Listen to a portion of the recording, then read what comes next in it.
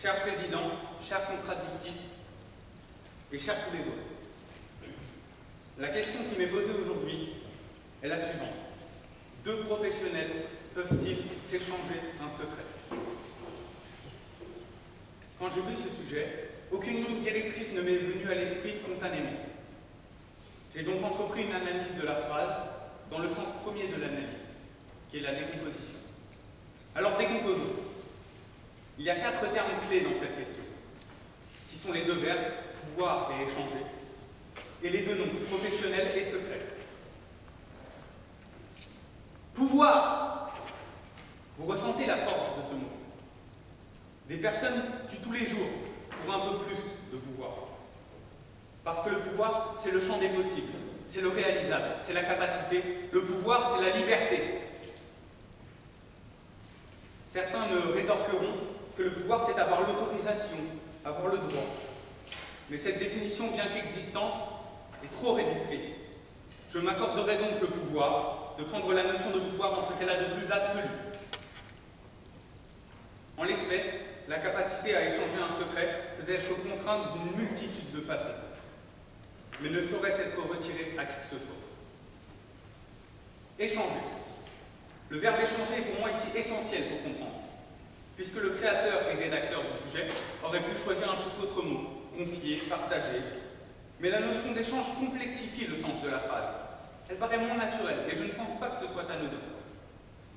Le terme d'échange, ici, amène une contrepartie, l'idée d'échanger une chose contre une autre. Or, l'énoncé parle de s'échanger un secret. Pourquoi échanger? Adam Smith répond à cette question par le simple fait que l'échange est dans la nature humaine, en ce qu'elle a de profondément égoïste et intéressé. Le principe de l'échange est que la somme des valeurs des entités échangées est supérieure après l'échange qu'elle ne l'était avant. Ce qui signifie que chacun donne à l'autre plus qu'il n'a possédé lui-même. Un secret a donc une valeur. Elle peut être affective, pécuniaire ou autre, et c'est donc cette valeur qui sera la cause de son échange entre 2 professionnels. Qu'est-ce qu'un professionnel? Un professionnel, c'est une personne qui a une profession. D'ailleurs, vous, ici, membres du jury, vous êtes définis par votre profession, sur ces feuilles blanches qui sont devant vous. Mais le mot professionnel est aussi un adjectif qui renvoie à la notion de professionnalisme. Et là, force est d'admettre que tous les professionnels ne sont pas professionnels. Ici, pas besoin d'exemple, il suffirait de quelques fonctionnaires pour donner du poids à mon argumentaire. En d'autres termes, un professionnel n'est pas forcément professionnel. Il peut donc faire une erreur, manquer à ses engagements. Le secret maintenant.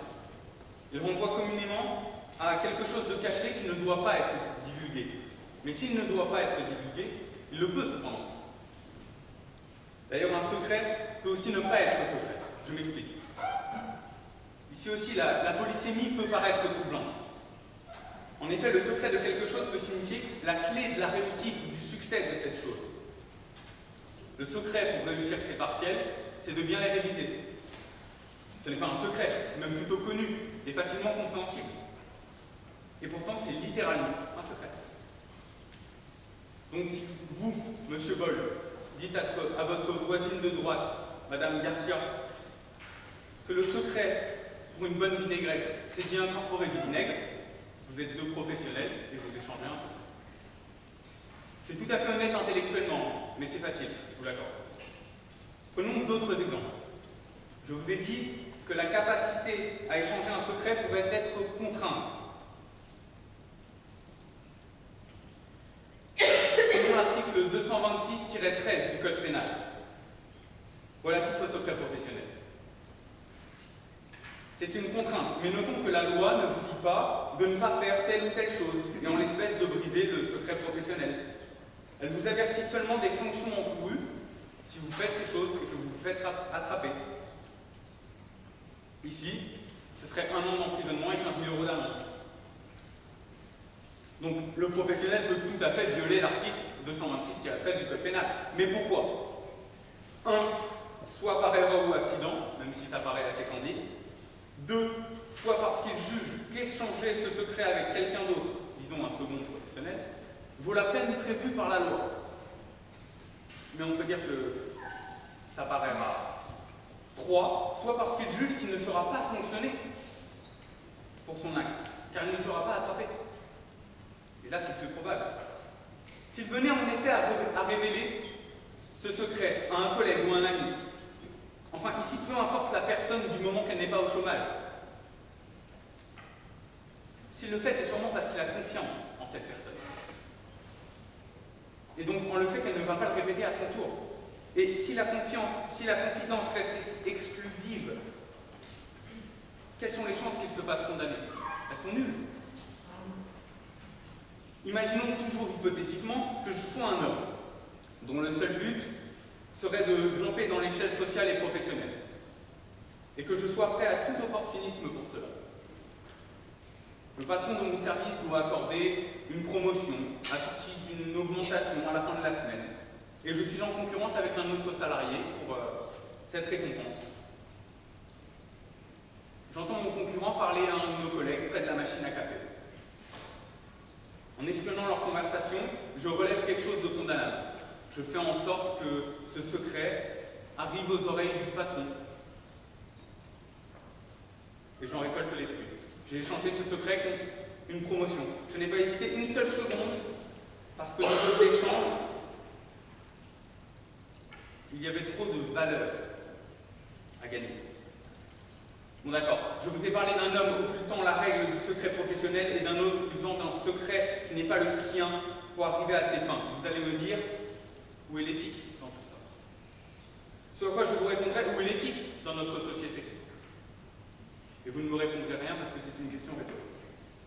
Mais puisque vous insistez, parlons du bien, et parlons bien. Le ciel étoilé au-dessus de ma tête et la loi morale en moi. Kant. On est à Créteil, on ne voit pas les étoiles. Surtout avec la pollution en ce moment, on ne voit même plus la tour Eiffel. Mais bref, parlons morale. Parlons d'actualité. Parlons de l'affaire Snowden, ou pour ceux qui l'ont suivi de loin, de l'affaire des écoutes de la NSA.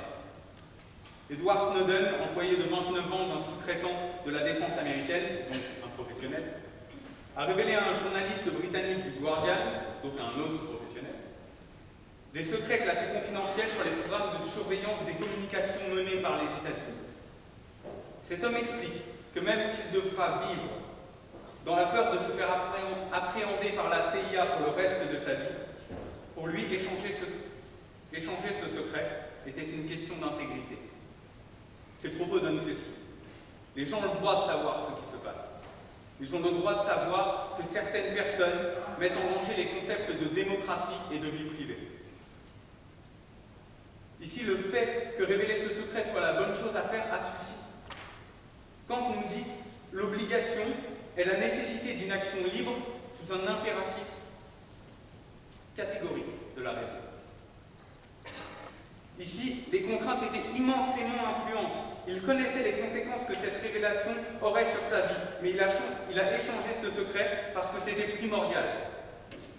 Parce que c'était ce que la loi morale en lui l'obligeait de faire.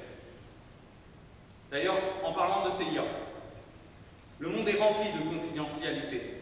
Ce n'est pas pour rien que l'on appelle certaines organisations services secrets. Services dont on ne connaît pas la nature des activités d'ailleurs. Ces secrets ne sont donc échangés que par des professionnels, que par les professionnels de ces organisations. Enfin, dans certains cas assez simples, je dirais que les professionnels sont contraints, en opposition à obligés, puisque la raison n'a plus rien à faire là-dedans, d'échanger un secret avec un autre professionnel. Par exemple, dans l'artisanat, les secrets de fabrication. Si un secret de fabrication n'est pas transmis, il se perd, et ces secrets sont souvent trop précieux pour qu'on les laisse s'évanouir. Donc oui, chers membres du jury, tous ces exemples nous montrent que deux professionnels peuvent s'échanger un secret, et ils le feront. Dans certains cas par accident, dans d'autres par obligation ou contrainte, et ils le feront volontiers par intérêt. Les derniers mots, si vous le permettez, seront mon estimée contradictrice. Tout d'abord, je veux vous souhaiter bonne chance.